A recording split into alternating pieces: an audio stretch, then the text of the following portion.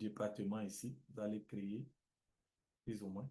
Vous allez mettre le nom du département et vous allez soumettre. Dans le département va être créé. Donc, si vous avez plusieurs départements comme ça dans la clinique ou bien dans l'hôpital, vous allez enregistrer, vous allez créer ces départements. Ici, nous avons, après le département, nous avons les médecins. Donc, les médecins ici, quand vous cliquez sur tout ici, comme j'avais dit tantôt, chaque clinique, chaque hôpital doit enregistrer ses professionnels de la santé. Donc, vous allez venir ici, vous voyez ici, vous avez ici les professionnels. Une fois que le professionnel de la santé est enregistré, vous l'avez ici à ce niveau. Ici, l'identifiant s'est créé de façon automatique. Ici, vous allez avoir la photo de la santé, son nom, son email, son téléphone, son adresse et sa spécialité. Les départements sont différents aussi de la spécialité, comme aussi vous pouvez créer des départements qui sont identiques aux spécialités. Tout dépend de vous. Donc, vous allez ici cliquer sur ajouter un professionnel de la santé, ajouter un médecin. Donc ici, c'est important, vous allez mettre son nom, vous allez mettre le nom du professionnel de la santé. Après ici, nous avons une liste plus ou moins de spécialités. Vous allez mettre dans la spécialité dans laquelle le professionnel de la santé est. Parce que lorsque le professionnel de la santé est créé ici au niveau de la web app, automatiquement, ce professionnel de la santé sera identifié dans l'application mobile. Donc, c'est cela parce que dans l'application mobile, nous avons mis des filtres pour que les professionnels de la santé soient identifiés par spécialité. Donc, un patient qui cherche un médecin, ben, il pourra aller directement dans la spécialité dans laquelle il veut aller et ça va faciliter ses recherches. À partir de la spécialité, il peut retrouver plus rapidement le professionnel de la santé en question. Ou bien s'il a le nom du professionnel de la santé, mais il a juste à écrire son nom et automatiquement, il va voir le professionnel de la santé. Comme tantôt, je l'ai dit, l'application web est beaucoup plus, sera plutôt beaucoup plus utilisée par les patients. Donc, ça fait que c'est avec l'application web que les patients vont passer. Donc, c'est cela qu'il est important que la spécialité soit renseignée. Donc, une fois la spécialité rentrée, donc la clinique va créer un mot de passe temporaire. Ici, le numéro de téléphone. e-Medicare est une plateforme, comme nous avons dit, qui est utilisable dans le monde entier. Mais nous commençons en Côte d'Ivoire. Donc, ici, il est important parce que les professionnels de la santé vont apparaître en fonction du, du pays. Donc, il y aura e-Medicare Côte d'Ivoire, e-Medicare Bénin, e-Medicare Sénégal, e-Medicare Nigeria, e-Medicare Afrique du Sud. Donc, il est important ici, lorsque vous choisissez, vous vous inscrivez de mettre l'identifiant pays. Ben, comme nous sommes en Côte d'Ivoire, ça va être le 225. Vous allez choisir la Côte d'Ivoire, mettre le numéro de téléphone du professionnel de la santé. Ici, ajouter son email. Ici, le temps de travail. Le temps de travail, s'il travaille de 8 à 5, vous avez jusqu'à mettre 8 on va mettre en majuscule, 8 à 5. Juste mettre 8 à 5.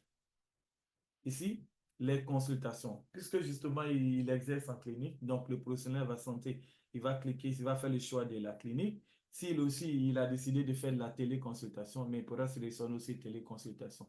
Ça veut dire, non seulement il intervient en clinique, mais aussi il intervient aussi en téléconsultation. Excusez-moi. Il intervient aussi en téléconsultation. Et une fois il a fait ses sélections, vous voyez ici, les frais de consultation en clinique. Donc, plus ou moins, ben, vous pouvez, si pour le moment vous ne voulez pas compléter cette information pour que le professionnel lui-même complète ces informations, mais vous pouvez juste mettre, 1. Ici, vous pouvez juste mettre ici 2. Mais après, quand le professionnel de la santé va lui-même avoir ses identifiants, lui-même rentrer dans son compte pour compléter son profil, mais le professionnel de la santé pourra compléter aussi son profil. Ici, c'est pour que l'inscription soit beaucoup plus rapide. Vous pouvez mettre juste 1, 2, et puis bon, ça va aller, après, il va compléter. Ici, à propos, ben, vous pouvez juste mettre NA, puisque c'est pour que le professionnel de la santé lui-même puisse compléter ces informations. Ce qu'il est à lieu ici de comprendre ici, c'est la carte de visite, parce que ces informations-là, à propos de nos prestations de services et soins de santé, ces informations-là, et comme aussi les frais de consultation en clinique et frais de consultation en téléconsultation, ces informations-là sont visibles par les patients. Donc, plus ou moins, c'est la carte de visite. Donc, nous disons au mieux que le professionnel de la santé puisse compléter au mieux de ses connaissances toutes ces différentes informations. Parce que cela peut être aussi déterminant aussi lorsque un patient veut prendre rendez-vous, qui n'a pas forcément un professionnel de la santé en tête. Mais je pense que si cette partie-là est bien remplie, bien complétée au mieux, mais le patient peut être influencé pour dire, ah, ok, mais ça, c'est intéressant. Lui, je pense que je peux prendre rendez-vous avec lui parce que, bon, j'ai plus d'informations sur lui. Aussi, nous savons qu'il y a des professionnels de la santé qui interviennent sur Facebook, qui ont des pages d'informations sur Facebook. Ben, vous pouvez mettre votre lien URL. Mais si vous n'avez pas de lien, vous pouvez juste mettre juste un, ça n'a pas d'importance. Vu que c'est une information obligatoire à compléter, vous pouvez mettre aussi NA, peu importe. Vous dites que ben, vous n'en avez pas. C'est tout. Maintenant, votre adresse, vous pouvez mettre cette adresse-là. Et une fois le professionnel de la santé aura son compte, mais à partir de l'application web, vous voyez ici, on va essayer de mettre une adresse. On va mettre Abidjan, je ne sais pas, Abidjan, je ne sais pas, je ne connais pas trop, je n'ai pas une adresse d'Abidjan en tête. Vous voyez ici, on a mis Powered by Google. Parce que cette application, cette web app, géolocalisée, c'est-à-dire l'adresse doit vraiment être celle que Google va suggérer. C'est-à-dire que lorsque vous commencez à écrire votre adresse, vous allez voir qu'au fur et à mesure que vous complétez votre adresse, Google va vous faire une suggestion. Donc, la suggestion qui va être celle qui est votre adresse, mais vous allez sélectionner. Par exemple, si j'ai mis ici Abidjan, District ou bien Abidjan Mall, Tempo, Tante Yango, Abidjan, mais vous pourrez directement sélectionner. Et là, vous serez géolocalisé par Google. C'est-à-dire que ce professionnel de la santé sera géolocalisé par Google à partir de cette adresse-là. Donc, une fois que vous avez complété, vous allez cliquer Soumettre.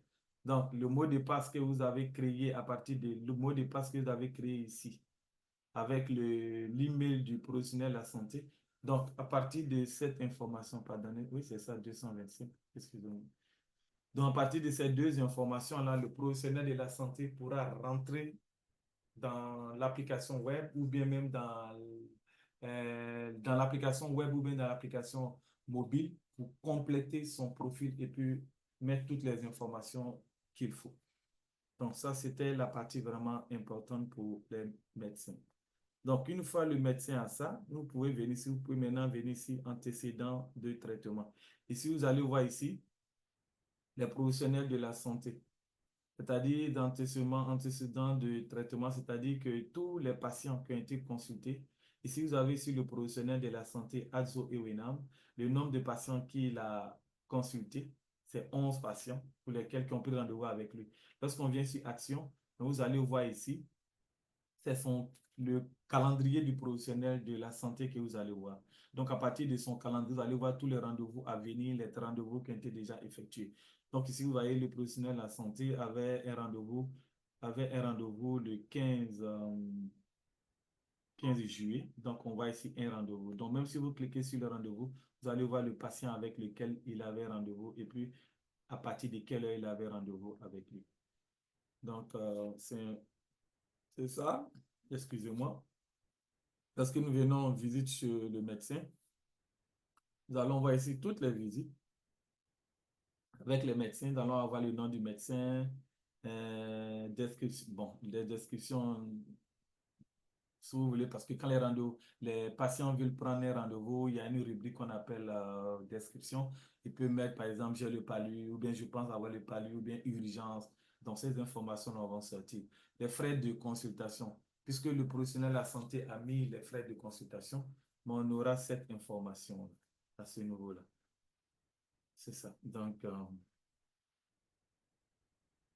ce sont des informations qui vont se compléter au fur et à mesure. Donc, on vient au niveau du patient. Donc, au niveau de la clinique ici, tous les patients qui prennent rendez-vous avec la clinique ou bien le laboratoire, la clinique, l'hôpital, ils seront toutes répertoriées. Donc, quand vous cliquez sur toutes, vous allez avoir tous les patients qui ont déjà pris rendez-vous avec vous. Donc, vous allez avoir leurs photos parce qu'eux aussi ont leur profil. Bon, s'ils ont mis leurs photos, ça va apparaître. Vous allez avoir les noms, leur email, leur numéro de téléphone et leur adresse. En tout cas, si le patient a complété au mieux toutes ces informations-là, vous pourrez avoir tous ces patients. Donc ici, vous verrez ici toutes les informations sur les patients. Voyez ici, nous avons mis ici certaines, vous avez la possibilité de télécharger cette liste, aussi bien en Excel, en XL, en CSV. pouvez aussi la télécharger en PDF, vous pouvez aussi l'imprimer, cette liste-là. Donc, par exemple, si vous mettez en PDF, si vous cliquez ici en PDF, ça va sortir. Ben, oh, ok, pardon, c'est libre. Voilà. Bon, je n'avais pas fait attention. Donc, vous voyez, la liste des patients ici en PDF, soit elle va sortir ici en Excel. Donc, avec ça, vous pourrez utiliser cette liste-là des patients pour vos analyses vous-même. Comme j'ai dit, lorsque vous allez vous inscrire à e-Medicare, votre compte partenaire va être créé. Une fois que vous allez avoir votre code d'accès, quand vous allez vouloir vous identifier, ben, avant de payer même les frais, parce qu'il y a des frais d'abonnement pour l'utilisation de cette plateforme-là. Donc, avant de payer même les frais d'abonnement, vous allez avoir un règlement, si vous voulez, des règlements sur la confidentialité que vous allez devoir lire et approuver. Et dans ce règlement-là, vous allez voir plus ou moins tout ce qui est comme tout ce qui est nos demandes, tout ce qui est comme règlement en termes de confidentialité, de protection des données personnelles. C'est ça. Donc, plus ou moins, nous mettons votre responsabilité quant à la gestion, parce que, comme nous avons dit, nous sommes une interface où nous mettons en connexion, mais cela n'empêche pas du moins que vous êtes toujours lié pour tout ce qui est protection, parce que c'est la collecte des données personnelles. Vous avez accès à des informations sur la santé, des informations sur la vie privée de vos patients. Donc, aussi, vous êtes soumis aussi à la responsabilité quant à la protection de ces différentes informations. Et lorsque nous venons sur historique de paiement, gestion des cas, documents, les documents ici,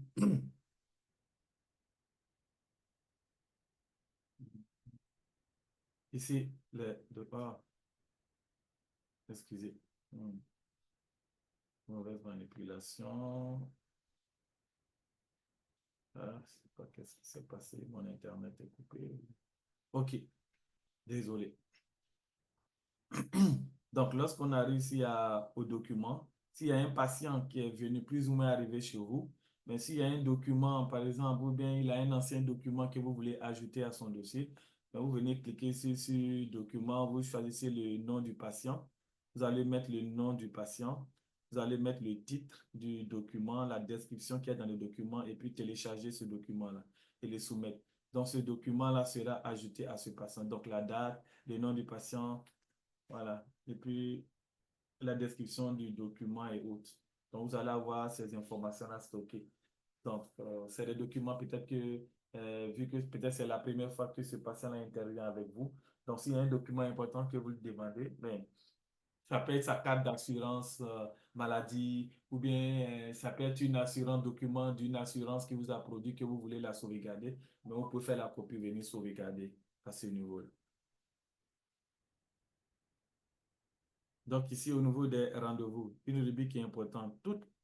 C'est-à-dire que tous les professionnels de la santé, tous les rendez-vous que vous avez, c'est ça. Donc, tous les rendez-vous que vous avez dans la journée, en tout cas, tous les rendez-vous de la clinique vont être listés ici. Bon, ça ici, comme c'était un test, donc plus vous allez voir ici. Donc, comme j'ai dit encore, vous pouvez télécharger encore cette liste-là.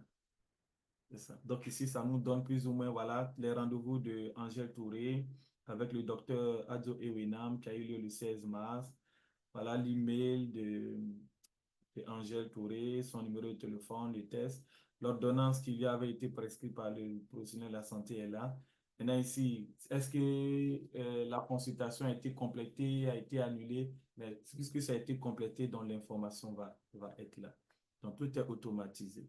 Mais là, c'est le professionnel de la santé parce que c'est lui qui va finaliser, c'est lui qui va compléter. Si le rendez-vous a été complété, c'est lui qui va compléter cette information. Mais puisqu'il exerce en clinique, mais ces informations seront stockées à votre niveau. Donc, si vous voulez voir les rendez-vous du jour, tous les rendez-vous qui ont lieu aujourd'hui, vous allez avoir tous les rendez-vous ici.